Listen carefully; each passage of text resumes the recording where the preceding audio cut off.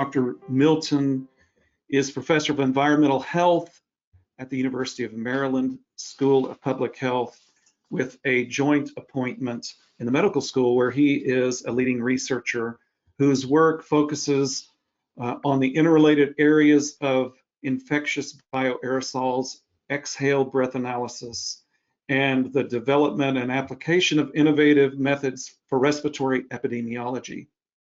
We just want to dive in really quickly with a question about what does medical science tell us about the aerosolization of viruses, particularly ones like COVID-19, and how the virus is spread, and how that might relate to decisions we might make as a singing community.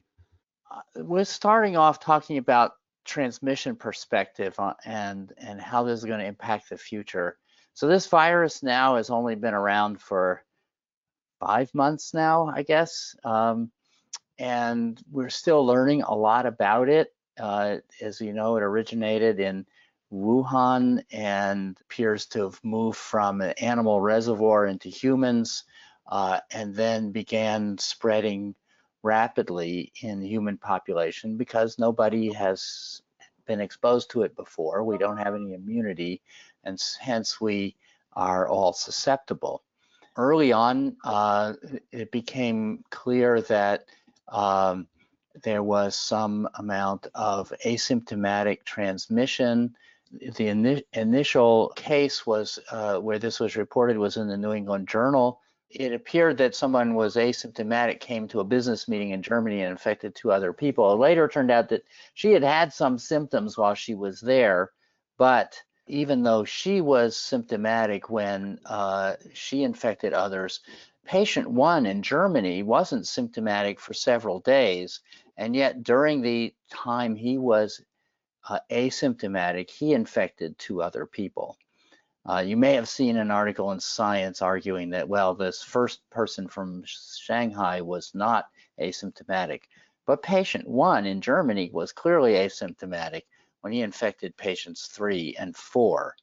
And since then, we've seen a lot of evidence that asymptomatic persons are contagious, and in fact, a recent paper has suggested that perhaps the peak of contagiousness occurs just before the symptom onset. This is very different than what we had in SARS back in 2003, where people were very, very contagious late in the course of their illness, and early on seldom transmitted to anybody before they had symptoms. That made it much easier thing to control than what we're dealing with today. So how do we transmit respiratory infections? So the thinking is that there are really several different ways that we can do it. One is through large ballistic droplets, and you can get a direct hit, and you might be able to inhale them into your upper respiratory tract. If it's a coarse aerosol, you can breathe it in, and if it's a fine aerosol, it can float around on the airstreams, and you can inhale it. And some people would argue that the coarse aerosol is not airborne, but it's still floating in the air, and you're still sucking it in with your breath, as you are also doing with the fine aerosol. Ballistic droplets are not going to travel more than a few feet usually, but there's been recent work showing that if you have a powerful sneeze, you can have a plume that can travel many feet. So there's really 2 ways of talking about droplets and particles that can carry respiratory viruses. One is our standard medical categories, which we talk about, and you'll hear frequently people talking about respiratory droplets. The medical categories talk often about respiratory droplets, which is defined as vaguely as droplets that don't travel very far. And the mode of inoculation by respiratory droplets is unclear, but generally thought maybe to not be inhaled, probably more contamination of surfaces, and then self-inoculation. So if you get it on your face and you rub your face and put it in your eyes or nose, and not considered airborne transmission, and then aerosols or droplet nuclei, which are generally thought to be less than 5 microns in diameter and small enough to travel long distances, and considered the only cause of airborne infection, and usually thought of as being that you have to see it happen at long distances or it's not happening. Whereas the basis in exposure science and pulmonary physiology, we talk about aerosols as being a wide range of particle sizes up to 50 to 100 microns in diameter, which some of which don't travel very far, others which can travel farther. And it turns out that inhaling through the nose and especially through the mouth, you can inhale droplets that are much larger than 5 microns. You can inhale droplets up to 100 microns. Think about pollen. Pollen tends to be quite large and can be inhaled and you get it stuck in the nose. And so the particles that are larger than about 20 microns mostly end up in the nose.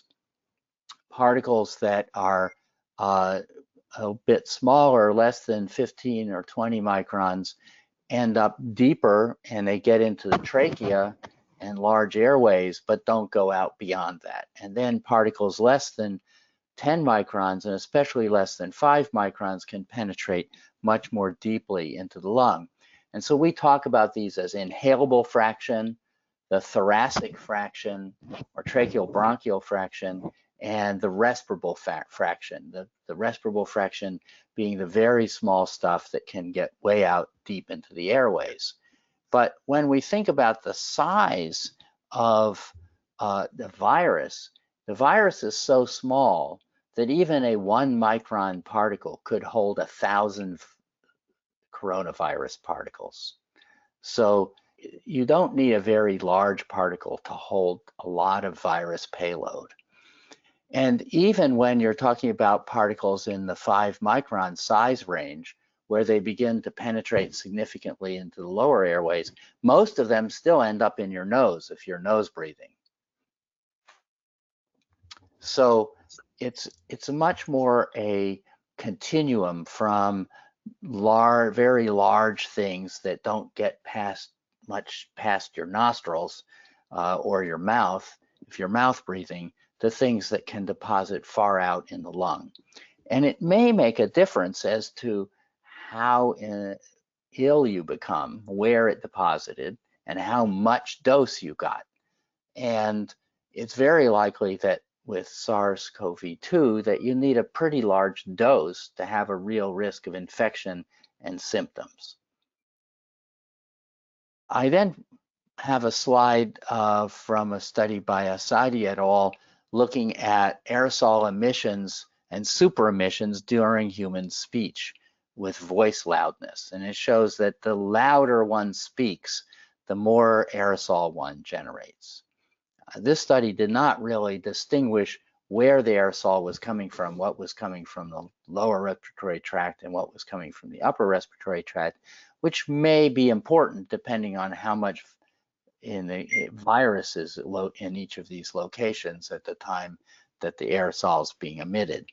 But it's quite clear that speech and by extension singing can be a big source of aerosols, but there's not as much study has been done of aerosols. And I recently I got some emails from a colleague at the University of Colorado who's working with some colleagues at the University of Maryland and others to look at aerosol generation from wind instruments as well. One of the things that has been a big interest in pulmonary physiology and pulmonary medicine for a long time is these aerosols coming from the deep lung. Can we use them as a diagnostic? And so we've put some effort for the last 20 years into understanding how these aerosols are generated. Ironically, they were first noticed, in fact, at Los Alamos when they were doing respirator fit testing for nuclear workers, and they found that there were some workers that if they tested them, even in a clean room where there was no particles in the air around them, and they they had them wear a full face respirator and they sampled inside the respirator, there were some people who always had particles inside their respirator. And they eventually figured out that these particles were coming from them. And it turns out that everybody generates some particles during breathing, even during quiet tidal breathing. But some people generate many times more than everybody else does. And it's a typical log normal distribution where you have 20% of the people account for 80% of all the particles that people generate. And it turns out that what's going on is that as you exhale, especially if you exhale all the way down to residual volume and really get all of the air out of your lungs, you collapse some small airways. And when you take a deep breath, you pop those airways open, and there's a little fluid film that forms and breaks. And that film leaves a little droplet that you inhale into your alveolus.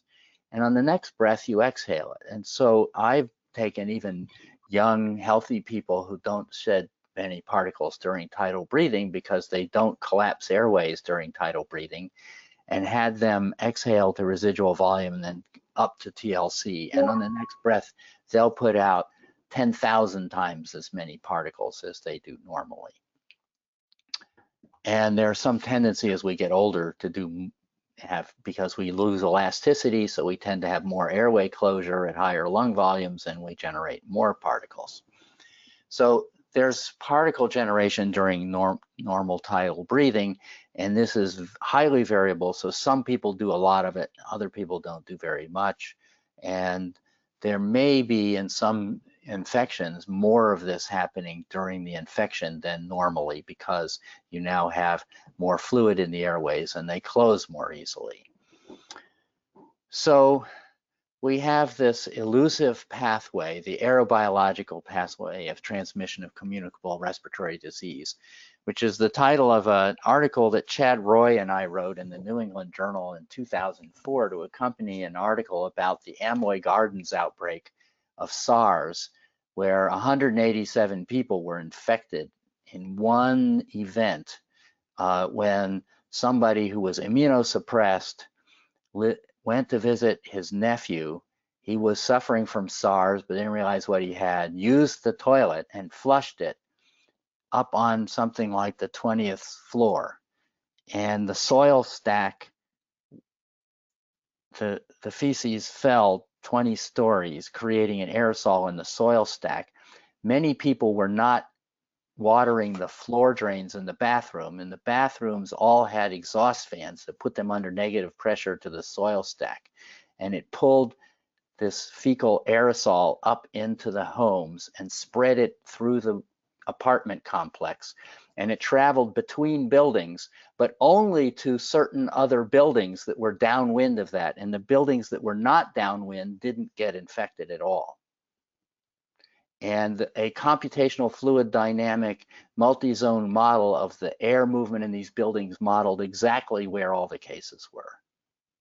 So we know this event, which was a very unusual circumstance, hopefully, but the particle sizes of the droplets that are generated depend on how they were generated. Are they generated from a sewage aerosol like that?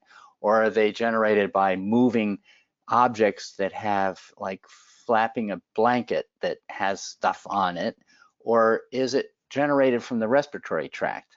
And if they're generated like the airway closure and reopening, they're very small. They're only big enough to hold very few viral particles. Whereas if they are generated in the upper respiratory tract, they tend to be larger and they're in the single to micron and up range. They can be increased by coughing and singing and talking and so forth. Then when they're in the air, they're liquid droplets, they're dynamic sizes. They dry out, they may be exposed to sunlight, and as they dry out and they concentrate, that may damage the virus so that it can't reproduce after it lands. Ultraviolet light might cause decay of the virus. There's been a controversy lately about whether sunlight kills the virus, and I can tell you it does. There's a preprint from the National Biodefense and Countermeasures Center that shows that it does. And then when you inhale it, what happens to it? Where does it land? Well, it depends on what size it got to and how fast it rehydrates in your airways and where it's going to land and what's going to happen to it then. So I've been doing studies now for 15 years looking at exhale breath of infected cases. We developed a device we call the Hazen Type 2 back in 2006-07 that was designed to be able to test this question of, if you put surgical masks on people who are sick, will it reduce how much virus they shed into the air? And indeed, we found that it does do something, but we also looked at how much virus people were shedding into the air when they didn't wear a mask, and how much did coughing contribute. And what we found is that people who just sat in the device for half an hour and didn't cough the entire time they were in there and recited the alphabet 3 times still could be detected to have shed infectious influenza virus that we could culture from their breath, and it was in fine particles less than 5 microns in diameter. So that really answered this question. It wasn't just that there's like a signature from the nucleic acid present. There's real infectious virus in these particles. And as people coughed, people who were coughing were shedding more virus, but coughing wasn't necessary for shedding virus. And then I have a slide showing the computational fluid dynamic model of the Amoy Gardens that was published in the New England Journal, and also a paper from Clinical Infectious Diseases published in 2016 of investigators who were air sampling in the hallway outside of a MERS patient room in South Korea, and were able to culture the virus from the air outside of a room that was under negative pressure.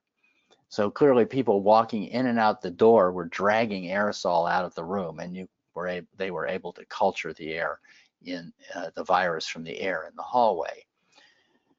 And recently, there are some papers. There's a paper in Nature last week showing that the nucleic acid signature of the virus, although they didn't culture it in that paper, was present in the air in even very small particle sizes, down much less than 1 micron in the air in hospitals in Wuhan. So we know it can get into the air. We're not entirely sure how it gets there, but some of it's probably directly from the respiratory tract.